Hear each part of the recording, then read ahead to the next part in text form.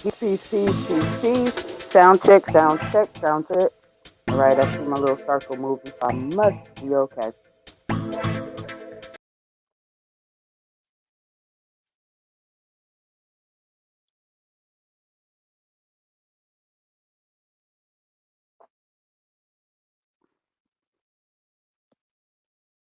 Sound check, sound check, sound check, sound check, sound check. Seems like my mic has been acting up. I'm gonna try to pay attention to the chat to make sure my sound doesn't go out. So if it does, if y'all could let me know. But it is unapologetically QI entering the building.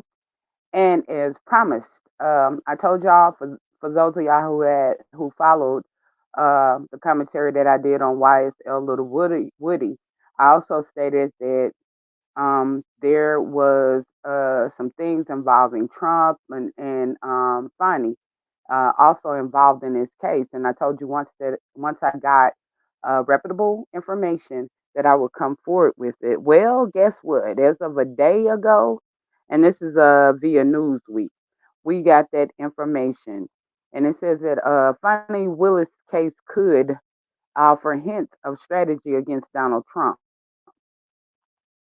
Okay, and I'm going to read this verbatim, so bear with me. And as I stated, let me know if my mic goes out, and then I'll do a little commentary on it. But the trial of rapper Young Thug is a good indicator of what might happen in the Georgia trial of Donald Trump, a lawyer has said. The slow moving, drama filled trial of Young Thug is now the longest turning in Georgia's state history. Like Trump, Young Thug is charged under Georgia's Racketeering Influence Corrupt Organization RICO Act, which is designed to tackle organized crime. Fani Willis, the district attorney for the Fulton County, which covers most of Atlanta, is prosecuting both cases. Newsweek sought email comments from Willis' office on Monday. Attorney David Latt wrote in the original jurisdiction legal blog on Sunday that the Young Thug trial offers valuable insights into how the Trump case would be prosecuted. Keep an eye on the case. It's a giant RICO trial of a famous defendant being tried in Fulton County, Georgia, by Attorney Fani Willis, just like the state of Georgia versus Donald J. Trump. So when the Trump case starts moving forward again, right now it's on hold by an order of Georgia's Court of Appeals, which is hearing Trump appeal of Judge Scott McAfee order declining to disqualify Willis from the case. Okay, I'm going to stop right there for a minute with the reading, but let me just finish this last sentence. The Young Thug case could offer us hints of what might lie ahead, Ladd wrote. Okay, I'm going to stop right there. Now, basically, for those of y'all I love politics, I love law, I love all of that. I love understanding it. Now, I'm not a lawyer or attorney or anything of that nature, the congressman, anything of that nature, but, I just like having the knowledge. However, a lot of us know that, I don't know, maybe it was like 2, 3 months ago where Fani was in court. They said that she was misusing funds and different things of that nature, and she won the case. Okay, and also like when this Young Thug RICO Act first came out. Um, well, actually, it was like a little later. It was when Trump learned of Fani pursuing the RICO case against him.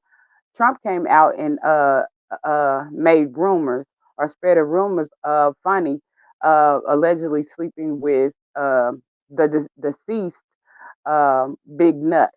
That's Donovan, the main deceased or the main deceased defendant in the case. Big Nut. It's a big story. For y'all that follow, y'all already know who Big Nut is.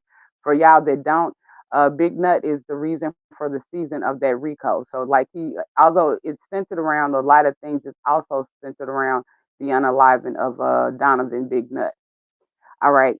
So, Young Thug and 27 other people were indicted on charges of conspiring to violate Georgia's RICO Act for alleged membership of a street gang called Young Slime Life, or YSL, which also stands for the name of Young Thug's record label, Young Stoner Life. Young Thug, real name Jeffrey Lamar Williams, is also facing and gun charges or indictments. Prosecutors say he frequently boasted about YSL in his rap songs, some which have hundreds of millions of views on YouTube. Williams denies all charges against him and says in his defense that he is no gangster in real life and lifestyle is simply adopted as a part of the act to help self sell his product, which means sells his rap. You know, they say it's like it's music, it's a act, it's a artistry or whatever. Okay, so Willis also indicted Trump, former New York Mayor Rudy Giuliani, and 17 others for alleged fraud in Georgia in the 2020 presidential election. All of the accused pleaded not guilty, but at least four are now cooperating with authorities. Trump has denied any wrongdoing. Okay, let me stop right there and speak on that. That's major. Okay, y'all know the last election, we were in the 19th, and we had a lot of mail-in ballots and different things of that nature, right? And y'all know, like, it was pretty close. It was pretty close. It was a close run. Once all of the, it took long. It took longer because they did a lot of recounts and different things, and they especially recounted Georgia. All right. So the big thing about Georgia, the special thing about Georgia, and why this case, Fani, and all of this stuff is so significant to Trump, who seems, and the Republicans who seem to be willing to do anything to get in office again. And I really have to question myself, why is it that important that you like? Why are you willing to put so much on the line to get back in office again? What is it that you're trying to do? But at any rate, um, Georgia was a red state, which meant that it was Republican. And really, the Republicans, like, it's certain states that are winning states, and Georgia is one of the winning states. And they thought that they had that red state undercover. However, thanks to like people like Stacey Abrams, Keisha Lance Bottoms, Fani, and a lot of the other politicians, even outside politicians and congressmen, um, they were able to change Georgia, which is historic, from red Republican state to blue, which essentially gave Biden the win. That is amazing to me. That's amazing to me. And I'm just like, go, go, go, go, go. And when it's, like when our people step up to the plate and do something in that magnitude, that is very inspirational. That's like, okay, that tells you to keep going. That tells you to keep fighting. That tells you we can win. All right. So basically, you know that the Republicans are very invested in not only this case against this RICO case against Trump, but very interested in like the political overview of Georgia itself.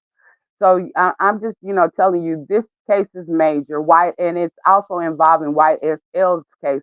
So a lot of this stuff is like it's really this is like one of the wildest or biggest cases that I've ever seen, in my life, in my lifetime. But I'm going to read on. It says, Lat said that there would be one big difference between the Trump and Young Thug trials. I predict Judge Scott McAfee, who's overseeing the Trump case, will do a better job of running the trial than Judge Glanville is doing here, he wrote. And let's talk about that for a minute. All right. So yeah, I know that there was a let me get my little notes here. Bear with me. I hope my mic doesn't mess up by me moving the card. Not the notes. I just need to look at this. All right. So y'all know that the prosecutors, they um they were granted an ex parte. They requested and were granted an ex parte, which is like like a like a meeting with Kenneth Woody Copeland, who was the witness, his attorney, which was Bumpkins. I don't want to say her name wrong. Bumpus, my bad, which was Bumpus, last name Bumpus, and the judge. And whereas we thought it was client client attorney privilege, some are saying now that it wasn't, because there were other people in the meeting, like some of the people from the court office and different things of that nature. Okay, so amongst Judge Glanville finding out that the information had been leaked about the meeting, Judge Glanville did a request to find out who snitched, who told, who leaked the information. So coming up on the 25th, there's going to be a show cause. It's called a show cause, and it's like show cause of show cause of why you told, or show cause of whatever. Show your cause. Whoever snitched, show your cause of why you're telling. Now, a lot of people believe that because it wasn't a client attorney privilege ex parte, that that Bumpkins had all reasons or our rights to do so. A lot of people are also alleging that, and I doubt this. I don't know anybody who would like. It just baffles me why Woody would fire his attorney under this type of situation, because it's like he's guaranteed either he has to cooperate and go ahead and tell the truth, or he's gonna go back to jail. It's just as simple as that. And either way it goes, like we said once before, it's dangerous either way it goes for Woody. Like, he's not safe in jail, and he's not going to be safe on the street unless he gets witness protection. So the only people who could like guarantee or negotiate that for him would be his attorney. And they offered him a public uh, offender. I mean, a public defender, public attorney, whatever you call him. But they offered him that, and they offered him that, or he could get his own attorney. Okay, so um, basically, who's going to be involved in the show cause for sure is going to be the attorney, Kenneth's Woody's ex attorney, Bumpkins, whatever, and Copeland and Woody.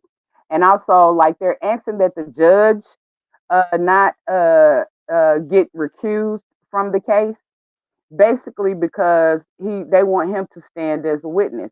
And basically they're saying that it's not fair for him to stand as a witness and also be the residing judge over the show call. So like, that itself is going on. So like, as of the 25th, we're going to find out, like, what happened. And basically this is just to find out and who told and why they told about the ex parte, that meeting, the meeting with Woody, his attorney, the judge, I guess the prosecutors, and some of the court officials. So that's going to be interesting. We're going to be looking forward to that. I mean, like I said, there's so many loops and turns, and these things go daily. Because I was going to do a thumbnail, and I have been working on it, and all of a sudden I'm having a little trouble with my computer, and I just used the generic one. I'll put one up later, because I was like, by the time I get this thumbnail done and get this stuff up, things are going to change. Something else is going to be added. So I was like, I'll just do the thumbnail later and come forward with the information. But I mean, this case is exploding, and this case has levels and layers to it. A lot of levels and layers, and it's an interesting case to watch.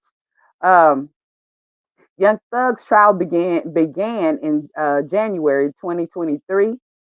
Yes, 2023, and is picking a jury took 10 months. Because let me tell you, yes, I started watching a case when it first started. Especially when it deals with people that like celebrities or different things of that nature. Those cases are interesting, and when they publicize them. So I started watching, and I was gonna cover it, like do some daily coverage or daily updates on it, uh, you know, uh, then. But it took 10 months just for them to get through the jury selection, and then even after the jury selection, they had to interview and I guess classify or qualify all of the expert witnesses and stuff like that, like the gun experts. They had to do all of that. So after a while, I was just like, okay, well, I'm gonna wait till the case officially starts, and then I'll start back watching. I mean, it did start off a little interesting, even with those things, but it was just jury selection alone was a long time, because they have to all of the attorneys have a say um, on who's picked for the jury. Everybody has a say, prosecution and defense, when it comes down to picking like who's best for the jury or whatever. So, um, I know that was a headache, and really, I feel sorry for Judge Glanville. I mean, he's a character, y'all.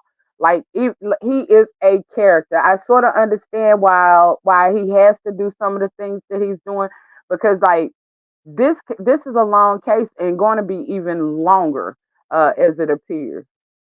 But at 18 months, the trial is already the longest in Georgia state history, and defense lawyers project it could go into 2025. Lat wrote. He added that last week the trial went off the rails, or even more off the trails. It's that possible. On Monday, Judge Uriel Glanville took the remarkable step of holding Young Thug's lead attorney, Brian Steele, in contempt.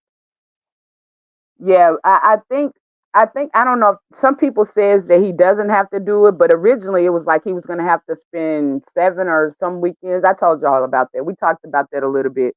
But originally he was going to have to spend a couple of weekends in jail. He was going to have to go to jail, and he asked to bunk with Thug,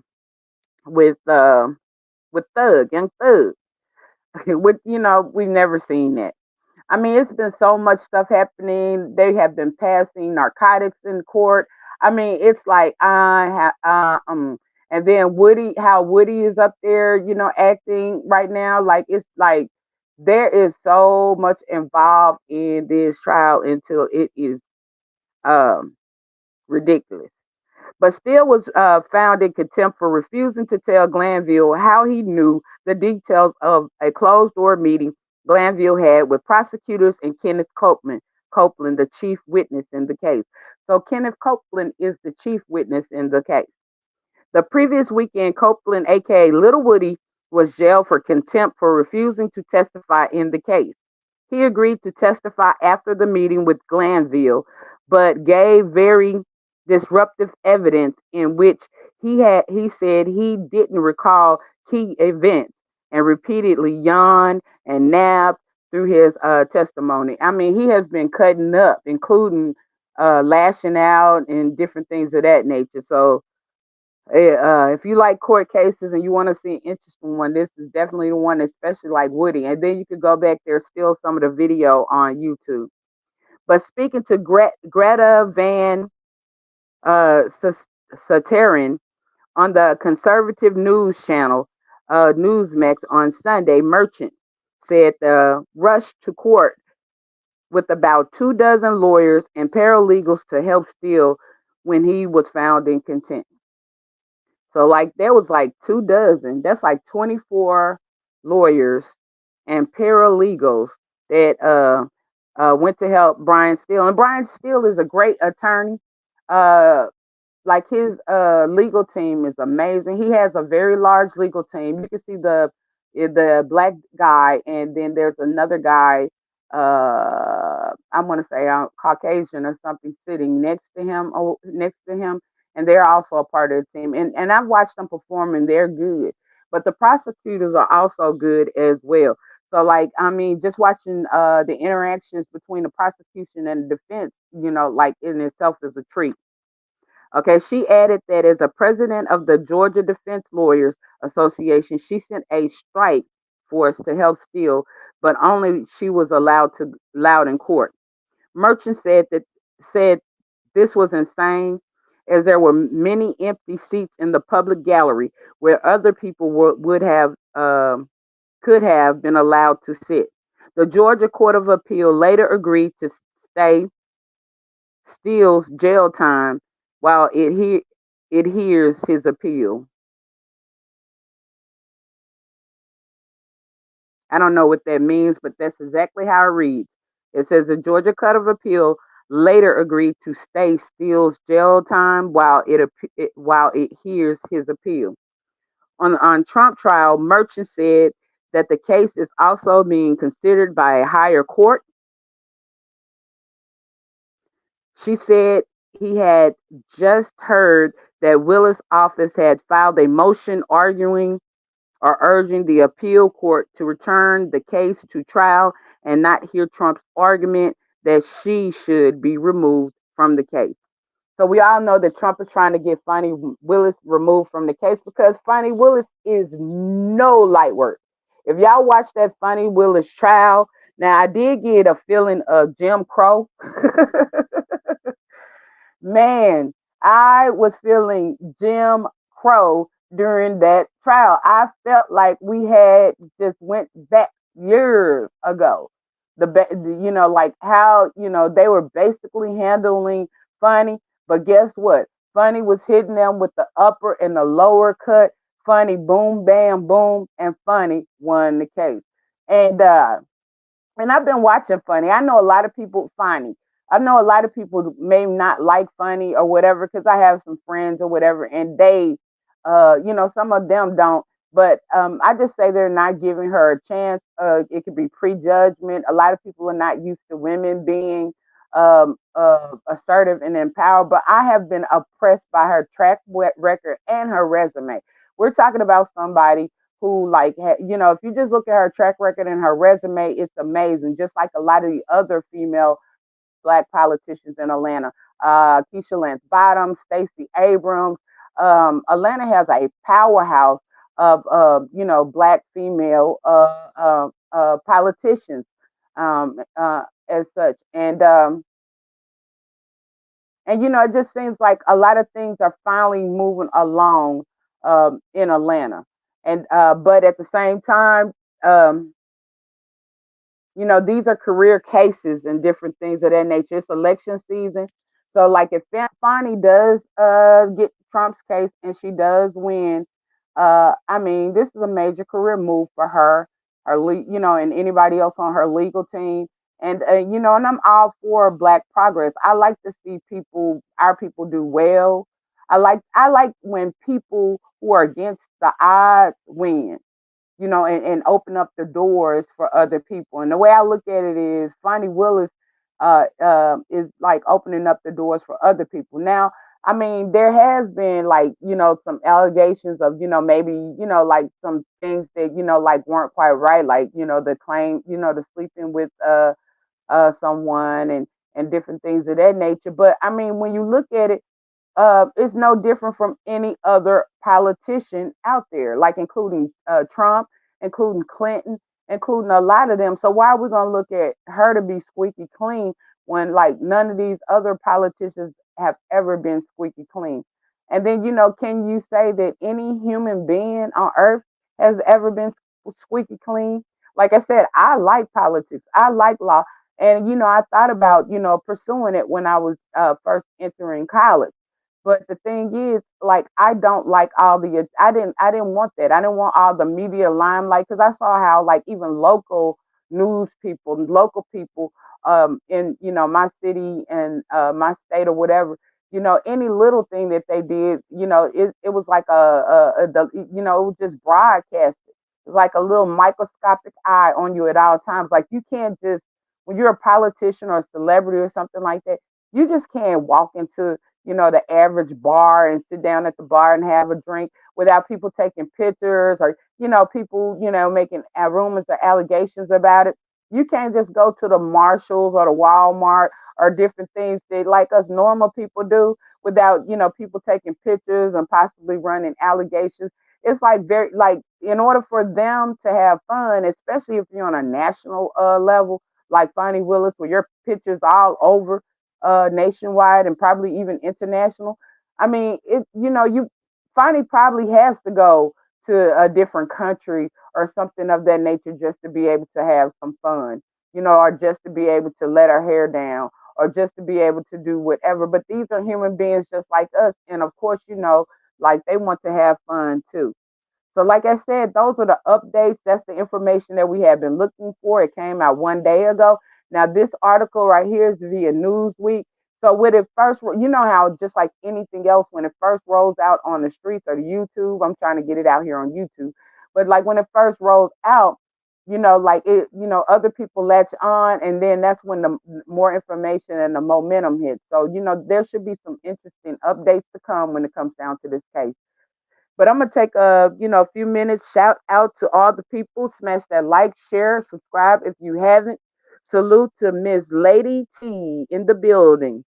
She said, "I believe Fani is going to put Trump in jail. I do too. I have 150 to 200% faith that in Fani because I'm a fan of Fani.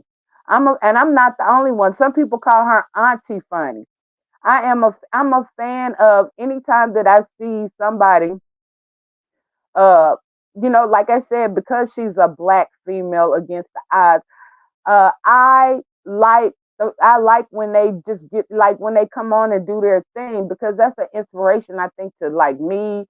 To it should be an inspiration to any black person, an inspiration to any woman, an inspiration to any young girl that like you can do it.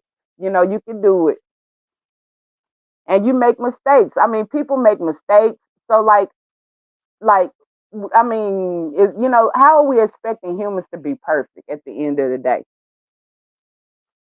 But you know, um, like I said, this is going to be in this case has already turned into something interesting. I know that it's going to be even more interesting as time floats on. And I like to just say, salute to everybody. We're going to stay updated. Smash that like. And it is unapologetically Q. I am about to exit the building. Peace, love, and light, and all that. And I'm out.